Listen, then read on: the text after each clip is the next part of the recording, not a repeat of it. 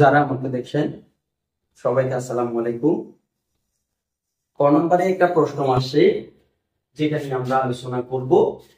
উদ্দীপক দেওয়া আছে এখানে, এই উদ্দীপক থেকে আমরা ক নম্বরের প্রশ্নে আসে আলোচনা করব প্রচুরক শ্রেণীর মধ্যমান নির্ণয়।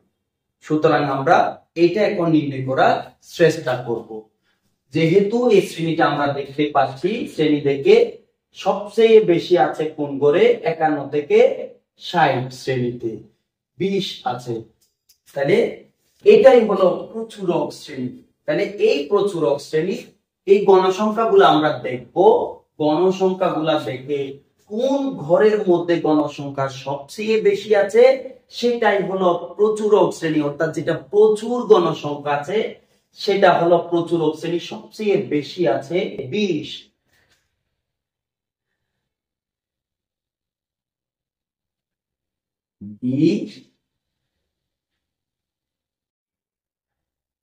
সবচেয়ে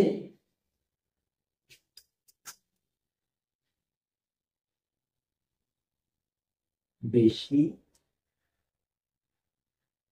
আছে 51 থেকে 60 শ্রেণীতে। 60 শ্রেণীতে। সুতরাং প্রচুরক শ্রেণী, প্রচুরক শ্রেণী হবে 51 থেকে 60। তাহলে প্রচুরক শ্রেণীর মধ্যমান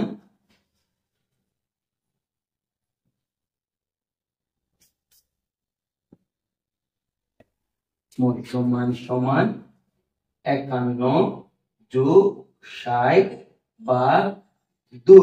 তাহলে আমরা যোগ করব আর ভাগ করব। তাহলে আমরা যোগ করে পাই যে 51 যোগ 60 ইকুয়াল কত পাচ্ছি আমরা? 111 পাচ্ছি ভাগ 2। 2 দ্বারা আমরা ভাগ করব ভাগ 2। তাহলে কত পাচ্ছি? 55.5।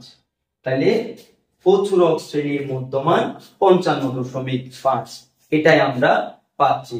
তাহলে এই অঙ্কটা সৃজনশীলের কতে অবশ্যই আসে। সুতরাং এটা আমরা অনুধাবন করার চেষ্টা করব।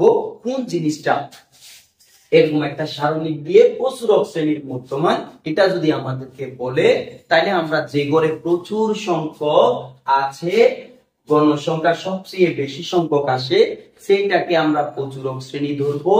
ওই শ্রেণীর এই মধ্যমান নির্ণয় করব। মধ্যমানের সূত্র আমরা দিয়েছিলাম, এই যে ক্ষুদ্রতম আর বৃহত্তম এই শ্রেণীর বড় সংখ্যা আর ছোট সংখ্যা শ্রেণী দুটি, অর্থাৎ 51 আর 60 যোগ করব। যোগ করে 2 দ্বারা কি করব? ভাগ করব। যোগ করে 2 দ্বারা ভাগ করলে আমরা এই 55.5 পাই। এই 55.5 হলো প্রচুরক শ্রেণী মধ্যমান। তাহলে এটা আমরা করতে পারবো।